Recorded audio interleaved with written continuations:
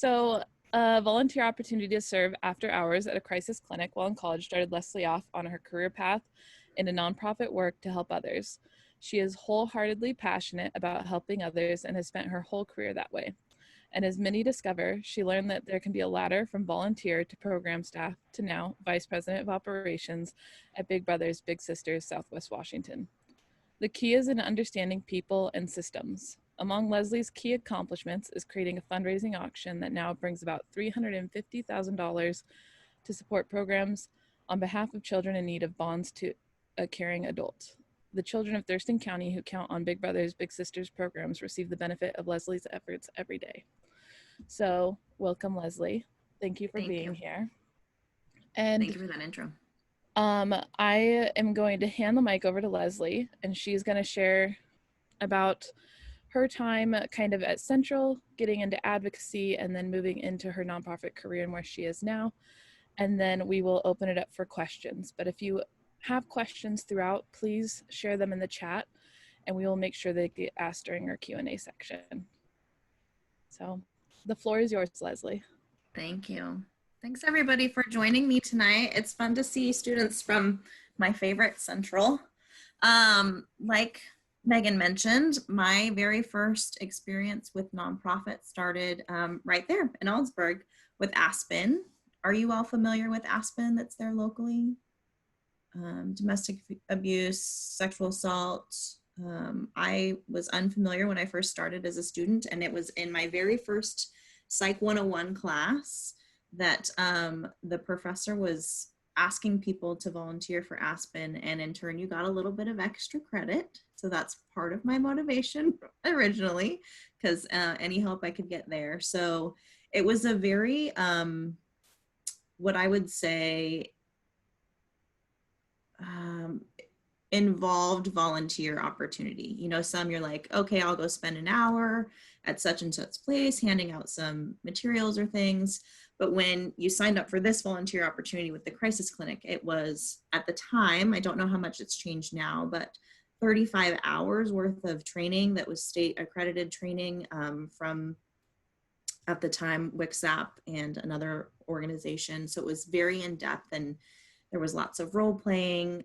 So you really got a feel for what it would be like if you got some of those calls on the crisis line, which varied anywhere from people just having a bad day to people who were maybe thinking about suicide or had experienced really traumatic events.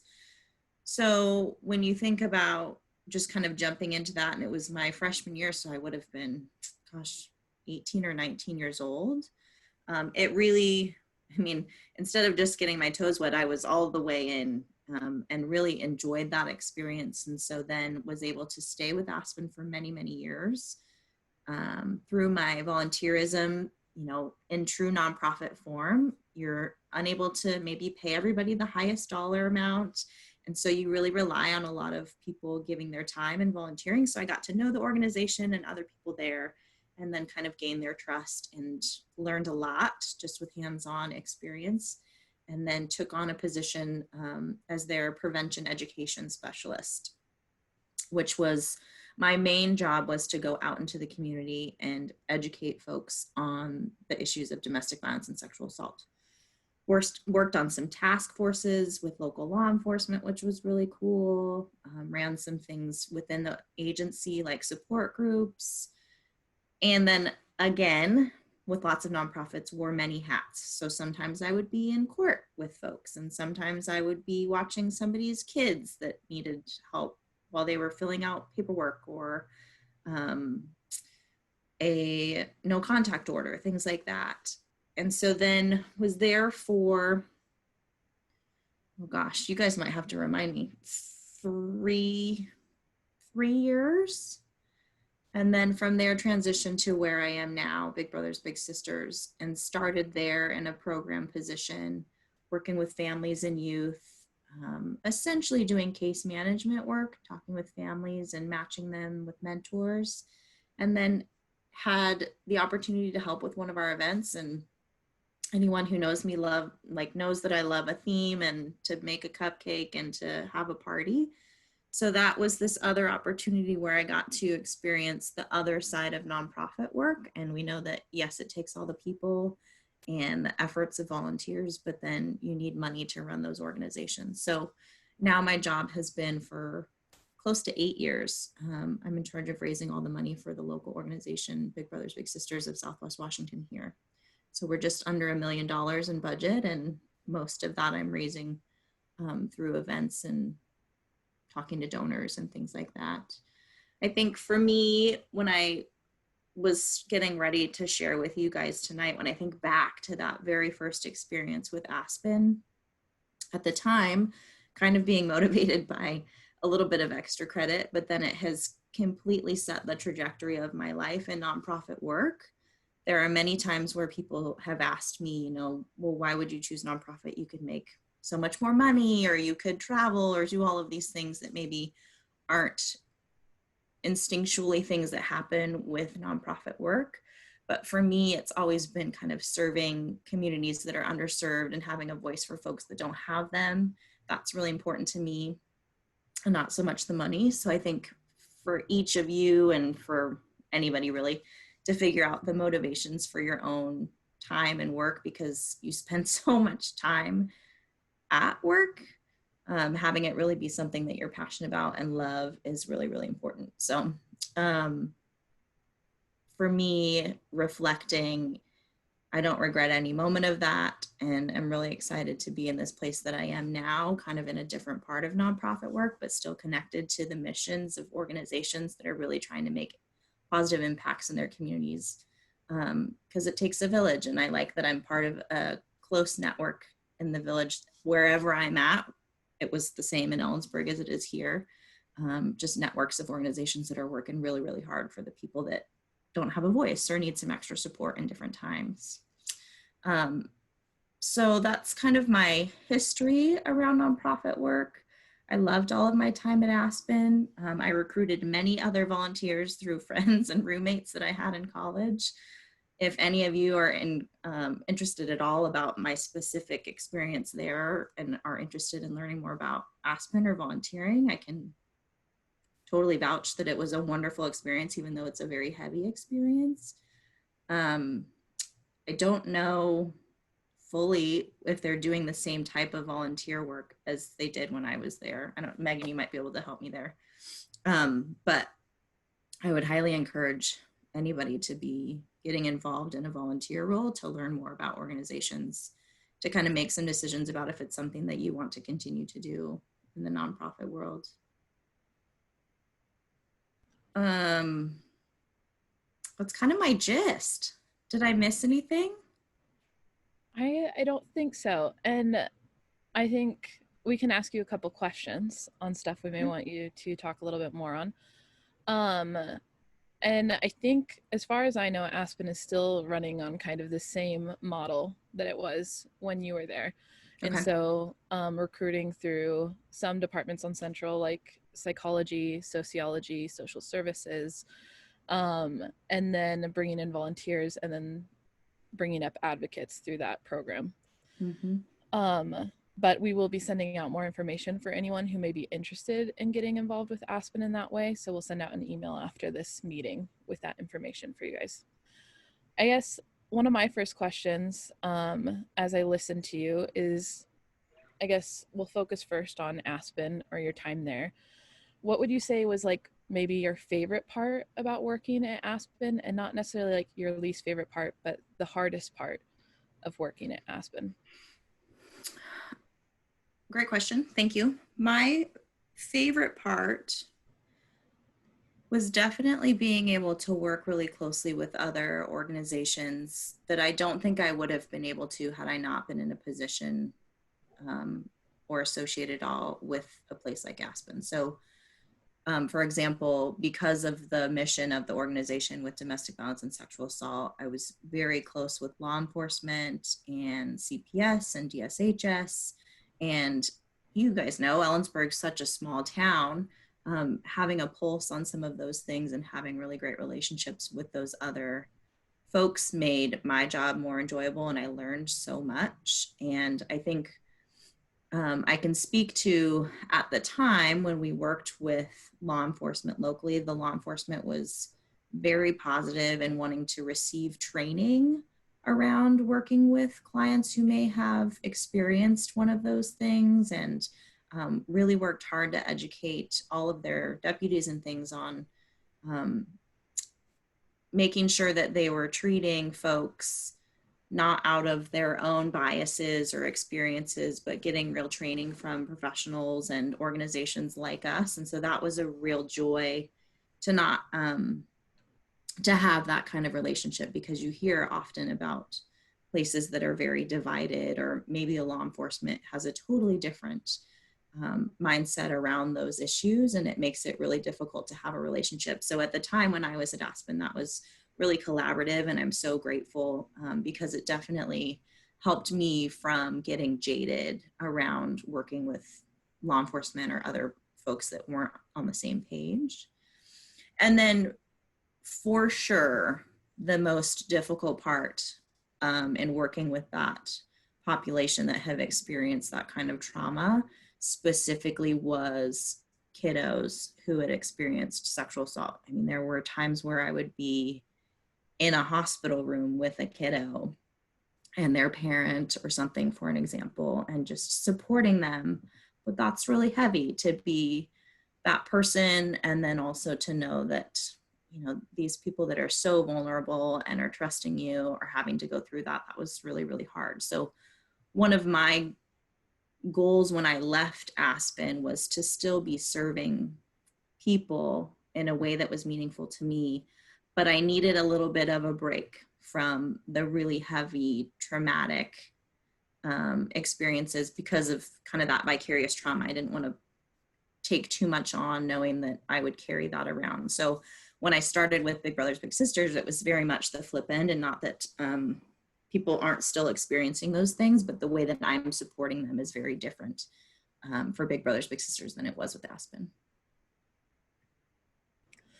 And that kind of it leads into another question we had for you about advocate like burnout, and having especially a position that is more emotionally draining than some maybe fields of nonprofit. How, like, as an advocate, did you focus on maybe like self-care or just avoiding burnout or methods to avoid it? um I guess we were just curious. Yeah, I think that you have to be very intentional about it for sure, because so many can take whatever it is they experience while serving their clients with them, whether that's home or into friend groups or another job that you might have. At the time, because I was quite a bit younger, not to say I can't have fun now, but I would spend a lot of time when I wasn't working the crisis line or something with friends, just making sure I was having fun, being active. You know, there's lots and lots of research that says if physically you're moving your body and getting your endorphins going and things like that, that's going to be good for you. And then I really had a wonderful support network. So always honoring confidentiality, but being able to share with my parents or friends just, hey, this was really heavy. Or I had roommates at the time. So if I had been at the hospital all night, they would offer, you know, to do whatever I needed for support. And so then being able to say, yeah, can you do the dishes for me today, even though it was my turn, just asking for that help and being able to receive that, I think is a very special gift for the people that do want to support you. Because I think in general, I'm speaking in generalizations, which I know is not what I'm supposed to do with one of the rules, but I think humans in general, we're not good at receiving. And so being able to say and ask for help and then receive that is very, very special for the people that want to do it for you. And it's what I and all of you do when you serve other people. So being really conscious of that, I would say I've gotten better at that in my, you know, continued work with nonprofit. But for sure, when you're working with all of these groups of people or advocating on the behalf of those that aren't heard or things like that, there's definitely potential for burnout. So just being really conscious of that. And I think setting really good boundaries for yourself before you're in those scenarios is always helpful. So thinking a little bit, down the line or ahead about if you were to be asked to do XYZ thing, or if a certain scenario came up, would you be comfortable doing it, is really helpful as well. So you're not then in the moment having to decide. And of course, we're always going to say yes because we like to serve people. And we're going to take advantage of the fact that you've both been on like the advocacy side of a nonprofit and kind of like the logistical side. So in the same realm of things, as a nonprofit and overseeing maybe volunteers that are coming into your organization or people that are working for your organization, how do you as an organization stay ahead of burnout, or maybe being aware of if one of your volunteers or your employees are struggling with the work? Does that make sense? Yeah, I think so, at least. Let me answer and then you can tell me if my answer makes sense. Okay. I would say one of the key indicators when you're, whether it's interviewing volunteers or reading a volunteer application, getting a glimpse into why somebody is volunteering, I think is really key. Because if you have folks that have experienced their own trauma, and I'm going to speak to Aspen. So I can recall a specific volunteer, and the reason that they wanted to volunteer for Aspen was because they had experienced both kinds of trauma that we serve. Both, I'm generalizing there with that there's only two kinds, but and so we had to have a lot of conversation around, was that going to be re-traumatizing for that person, and what the benefits could be, how would they have boundaries around XYZ things or experiences if somebody called or needed them to advocate on their behalf without their own experiences kind of taking over there.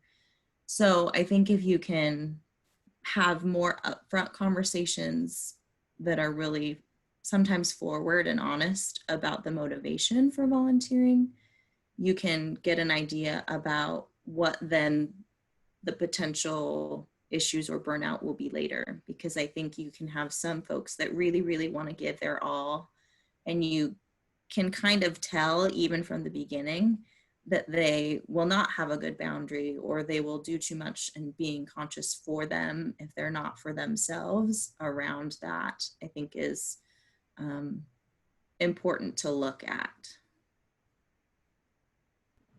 That did answer my question. So, okay, great. um, and the common themes I'm seeing are from both ends. It's about communication. Like the nonprofit has to be open to communication and knowing that they can come to them and they can, if they're struggling or anything like that. But then also it has to be that person willing to set up boundaries and be, I guess, open with what they're going through in terms of it. Otherwise, they won't know. Yeah, and I think one of the variables that sometimes makes that difficult in nonprofit work is many budgets are not solid or for sure. Sometimes you have one job, sometimes you take on the role of 6 jobs because you had to let so many people go because you didn't make enough money that year, or some federal grant got taken away. So there's definitely, I think, more opportunity for that to happen in nonprofit work than maybe in the private sector, where if you're making goals, the money is always coming in and there's always the positions and they're delineated very clearly. Here's your job function. You only do these things. And so I think that it's ripe for moments when that's really challenged. So having a clear head about realistically what you need for yourself and for the people that you serve is important. Perfect. And now I'm gonna go back a little bit. And you talked about that you heard about the opportunity through your psychology class. But when you were starting your undergraduate, did you know that like that particular field was where you were headed, or that you wanted to be a part of, or did it kind of find you and now you've just grown into this world? Sure. Originally, I went to Central intending to get my degree in education and to be an elementary school teacher.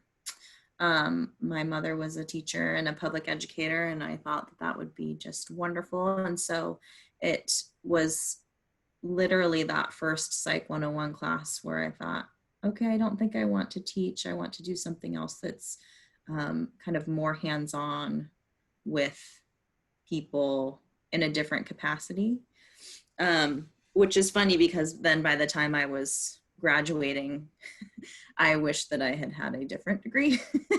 But at that point, we just wanted the degree, so it's good. But I think that it found me in terms of nonprofit work, but working with people directly and serving others is definitely, when I think about my entire life, very much what my purpose is here, in the time that I'm going to be here. So coming from, but I'm a pastor's kid, and my mom was a educator, and so we've always been very involved as a family with serving others and volunteering and giving back, and so that's kind of ingrained in me.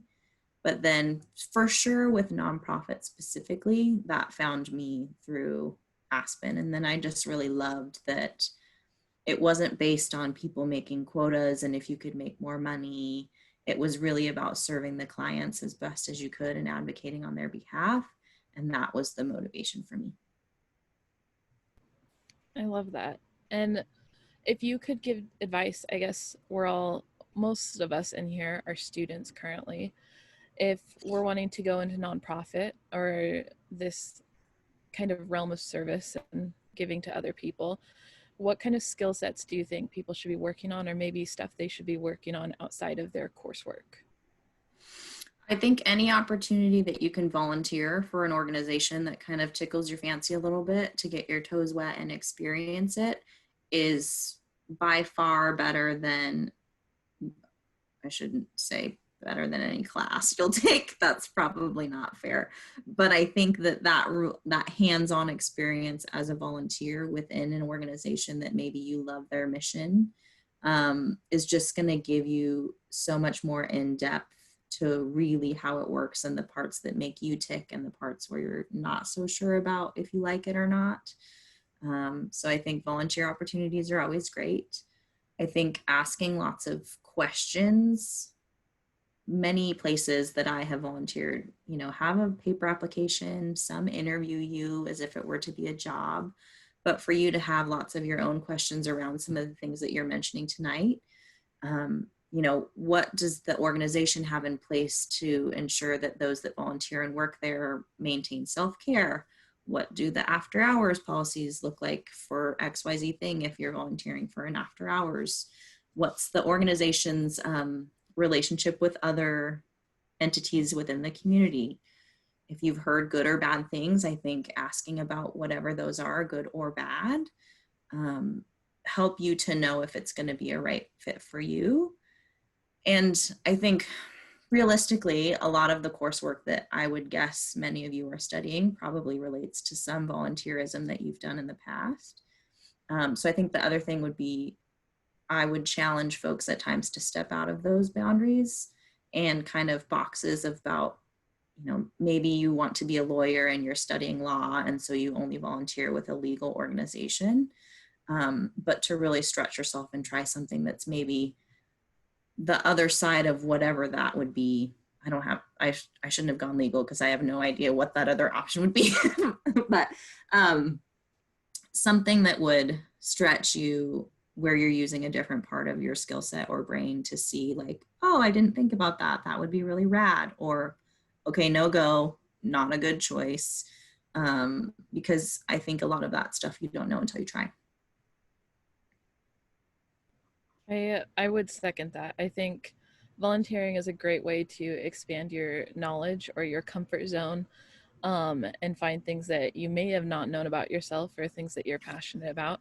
I know in my undergrad, I focused a lot on like mental health organizations, volunteered with NAMI, but I actually volunteered once with Outdoors for All, which focuses on using the outdoors as kind of a way to cope with mental health. And it just came upon me randomly, and I absolutely loved it, even though it slightly terrified me because I'm not an outdoorsman, if you can't tell. Um, but it taught me a lot about kind of other resources that were available. And even though it wasn't maybe my thing, it could be someone else that I work with in the future, their thing. So I would just second that and encourage it. I think the opportunity that lends itself in those circumstances as well is it may not be the volunteer opportunity itself, but somebody that you meet through that opportunity. So Yes. just putting yourself in different environments to connect with folks and network and learn about things that you wouldn't have if you're always just going to the legal happy hour and the legal volunteer opportunity. Yes. Don't don't bubble yourself. That's what I always call it. Like you stay Mm-hmm. within your bubble, you limit what you can know and what you can do. Um and that actually I kind of wanted to talk about you moving into where you are now. And there is like that common component of you worked with kids a little bit at Aspen and now you work with an organization that's focused on children as well. But what would you say, like, skill sets or experiences that you took from Aspen that helped you transition into the organization you're with now? Well, that's a great question. I think Aspen to my organization now or any nonprofit work, flexibility is key because things are changing so much. I'm a pretty rigid in terms of my organization. I love a list, I love a plan, but I have learned that you need a plan B, C, D, E, and sometimes F, which initially was a real struggle for me because I like to kind of control stuff like that. So I think that was really key in my skill set and growth was being able to pivot, which we now all know better than ever. But being able to pivot in nonprofit world is really important because things are always changing, always, always, always. Um, in terms of my relationship building skills, those were really honed when I was at Aspen just as a young adult and have really carried me now into my position. And the roles are very different when I think about the program work that I did at Aspen and working directly with clientele that we were serving, and now not really having as much face-to-face time with clients and raising all the money to support the programs is different, but the people skills is still really key. So I think in most sectors, period, nonprofit or private, people like to be seen and heard and respected. So all of those things still apply no matter what a person's experience is or why they're coming to your organization or business. And so that has really carried over as well, being able to serve a family going through crazy trauma to then serving a family by being able to give them an opportunity to give me $10,000 to continue the work in our community to serve our mission. And I just had like three questions pop up into my head. So I'm going to start with first, you kind of mentioned relationships and you mentioned networking before. And I think something with I've seen in nonprofit a lot that nonprofit has always been like a relationship based business. And now it's getting more kind of like tech involved and data involved, and those numbers are becoming even more important. But it was always relationships first. Whereas, like, if you look in for profit, it's been like numbers, data, profit. And now there's a huge emphasis on relationships and networking. But I guess for someone who's getting into the field or coming in and forming these relationships, like what kind of tips would you give them for like networking or getting to know other people and forging these relationships? I would say being vulnerable and willing to share and ask questions, knowing that you have no idea what the answer could be, is a great place to start.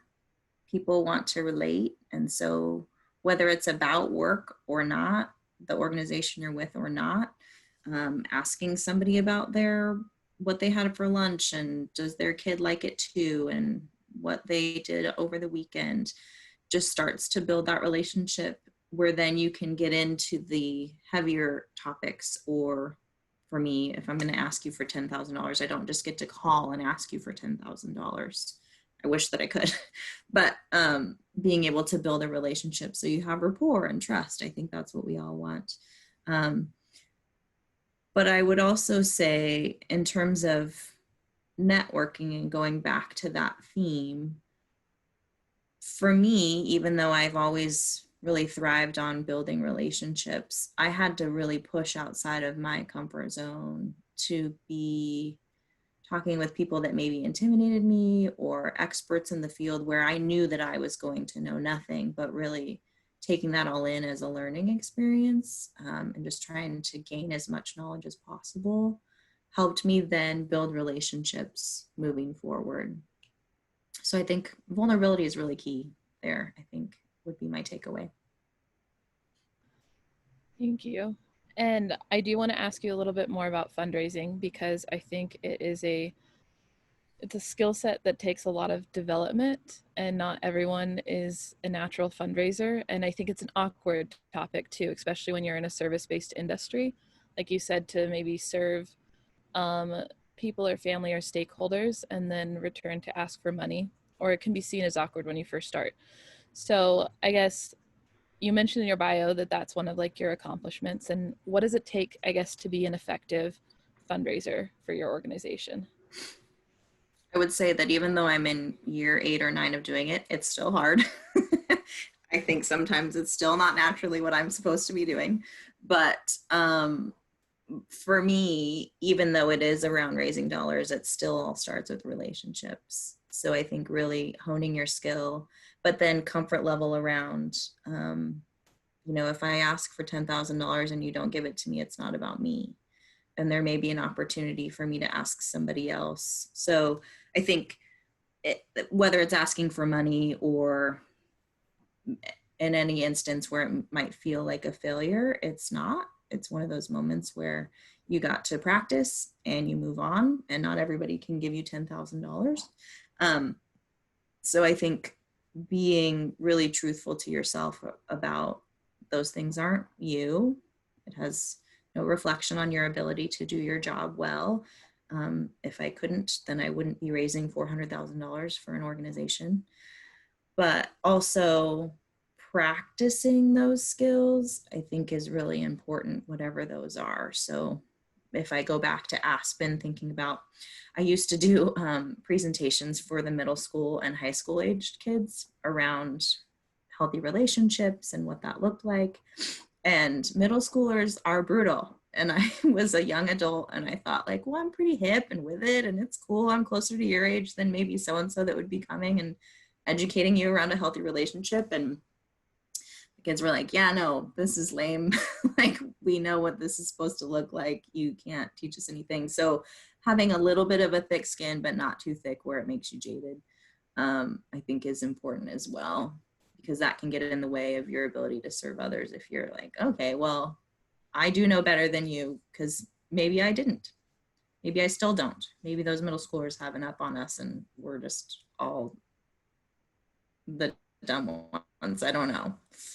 Um, so I think in terms of fun, what you asked about fundraising specifically. So asking for money is hard, always, no matter how good at you are, I think. And for me, what has really worked is knowing that you need the money to serve the clients. And so it can go back to the mission. It's not like I'm asking for $10,000 to buy myself a new car. It's that if I don't have that $10,000, then 15 kids won't have mentors and they won't have that one person that they trust and need in their life. So tugging at those heartstrings with the folks that you're asking the money from is really a skill that I think helps to know like what makes folks tick, because people give money for lots of different reasons. Some want to do it transactionally, so that's why events work for some. Some want lots of recognition, some want no recognition. So figuring out in those relationship building times and conversations to know what those things are so you can be relatable to whoever that is really key. That was a very roundabout answer. Sorry, there's a little tangent there. I thought you had some really great details in there, and especially because like I was always told if you're going to ask for money, most times they know you're coming there for that reason. Sometimes also to like be comfortable in silence and confident in your ask. So like cuz when people start asking for money, they may just like ask and then follow it up with like, "Oh, but you can donate this or this." And they like slowly lower their amount. And so that was, I think, the most helpful tip to me was just be confident in your ask, be confident in that they're going to respond to you, and just give them the time to respond before you start planning the next step. Yeah. I don't know if that. I would say that that's very, very much true. And from my own experience, the other thing that a woman who mentored me when I first started doing fundraising said was, you need to be engaging with those donors 7 times in between every ask. So you didn't then only ask them for money every time you saw them. And I remember thinking 7 was a lot. And it is, but it is very worthwhile, because then that relationship continues on a basis that's not solely around a monetary donation. So sometimes I ask for money, but then it's not like anytime the phone rings and it says it's Leslie that they're like, oh, great, she's going to ask me for $10,000. So I think that's really key. And that was helpful for me to know whether or not it's actually still 7 times, or for all I know, she made up that number. I don't know. But it was the statistic that she gave me. And so I kept that in mind and still try to do that now, because it's hard to get that much contact in between asks. So being mindful about that. Perfect. And I'm going to open it up to some of the questions we have in the chat now. And I'm going to start with the one that's kind of most relevant to what we're talking about. And Jackson said, let's say that you're 2,000 away from your 10,000 fundraising goal and your stream of donations has slowed down or stopped. What would you do in this situation then to meet your goal?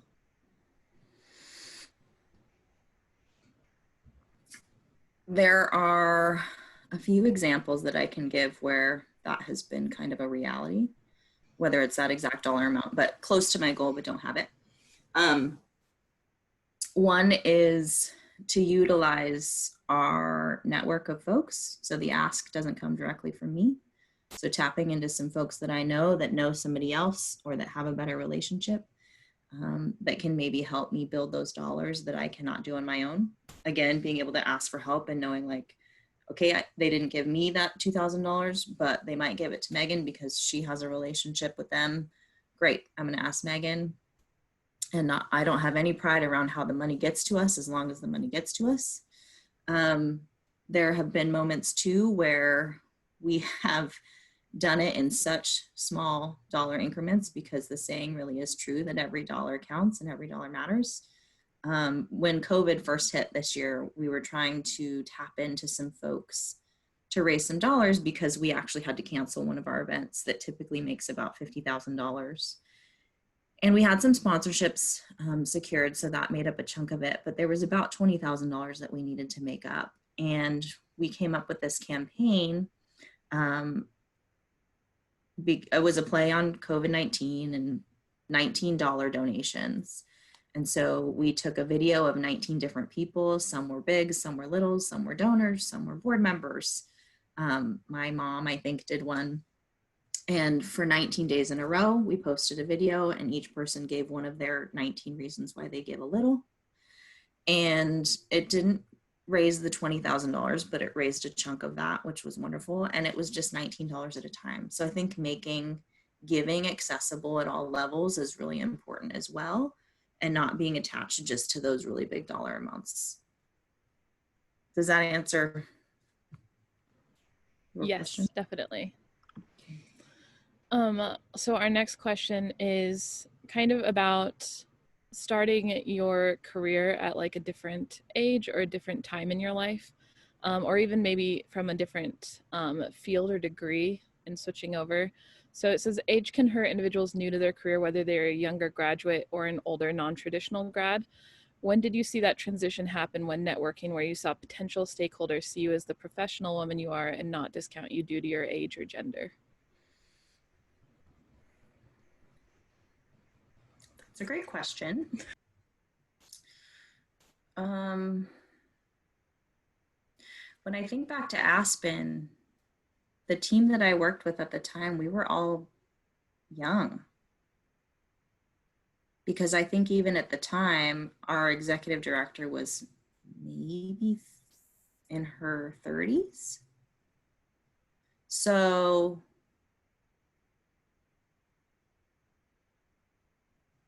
and I'm trying to think if I ever really felt at that time that I didn't have that respect. But I understand the question kind of more broadly. So I think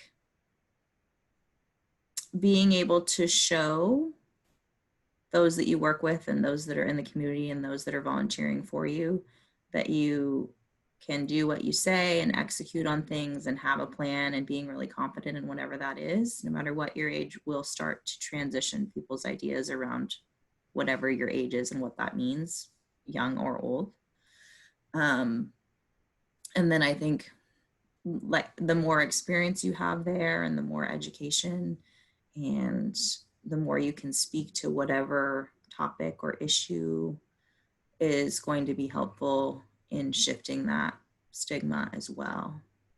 I don't know if there's really a time that I can pinpoint where it really shifted for me, per se. Does that answer that question?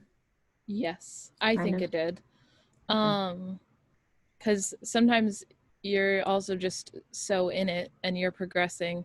I think progress happens in small little pieces most of the time. And so by the time you get to like an end point, you're like, you don't necessarily know when it switched over, but it did. Um, our next question is about kind of your passion for this realm of work. And it's about, do you think you have a passion for this work, or do you think you developed a passion for this work as your career progressed? When we say this work, are we defining it as nonprofit or my current job in fundraising?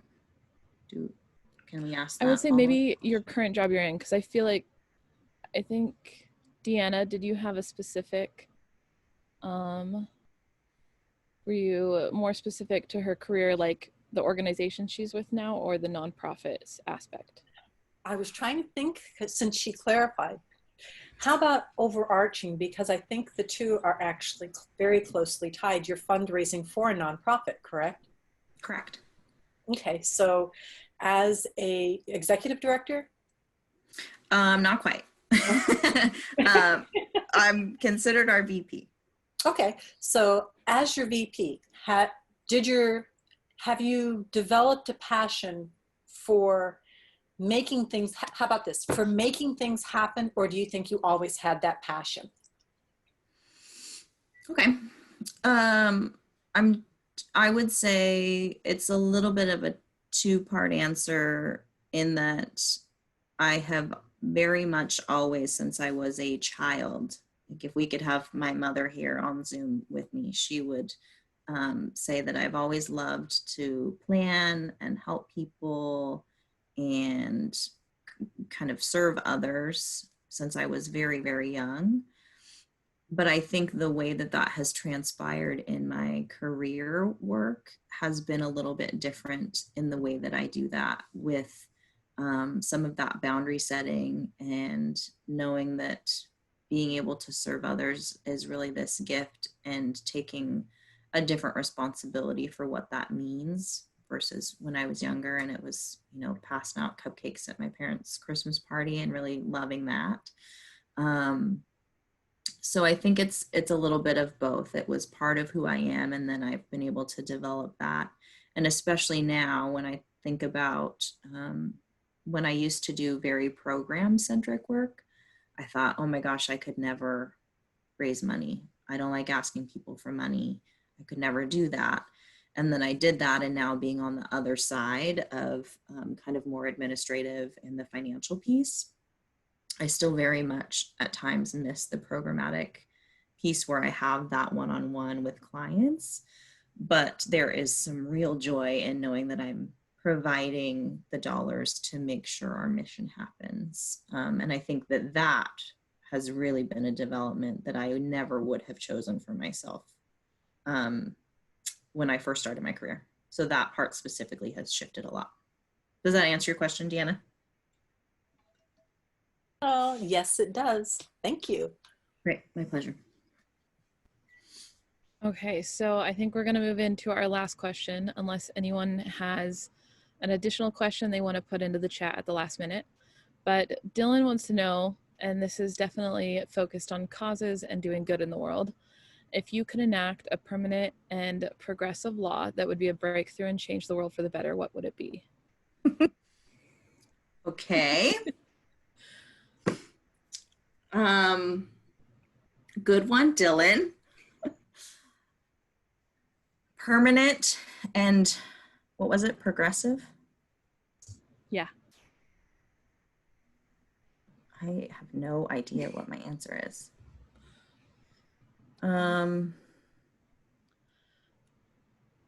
What about maybe a direction that you see nonprofit headed, or maybe causes that are kind of starting to pop up that maybe the world should focus on more?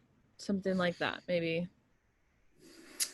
I do, which I guess I want to be a little bit cautious. Yes. But I think part of what we're seeing everywhere right now with a lot of equality movements is, and I can speak specifically to my organization. So we've always said we want diversity and equality, but realistically, most of the kids that we serve come from single parent, Caucasian. Same thing with our donors. It's mainly Caucasian white males that are on our board and that are our donors. So I think this doesn't quite answer the permanent or progressive law, but I think if there was a way where you could ensure that all organizations truly have at least an element of a diversity or equality section of the board or a group that is working with the organization to help navigate that, especially moving forward, is going to be paramount in the success for everyone. I don't really know how I would write that as a permanent or progressive law, but I think that that's kind of what my mind goes to, especially with the state of things right now for the world in general. Because there are so many populations that, like when I'm speaking for our organization, where we say that we want to do that and we have to be extremely intentional or it will not happen. Yes. Does that work, Dylan? So I'm going to think about it though and get back to you if I have something different. I think that's a great thing. I think a lot of organizations you see are focusing more on DEI, and I think if an organization isn't focusing on it right now, then maybe they should be looking at their focus. That's my personal perspective. But we do have one more question, and then we'll wrap up.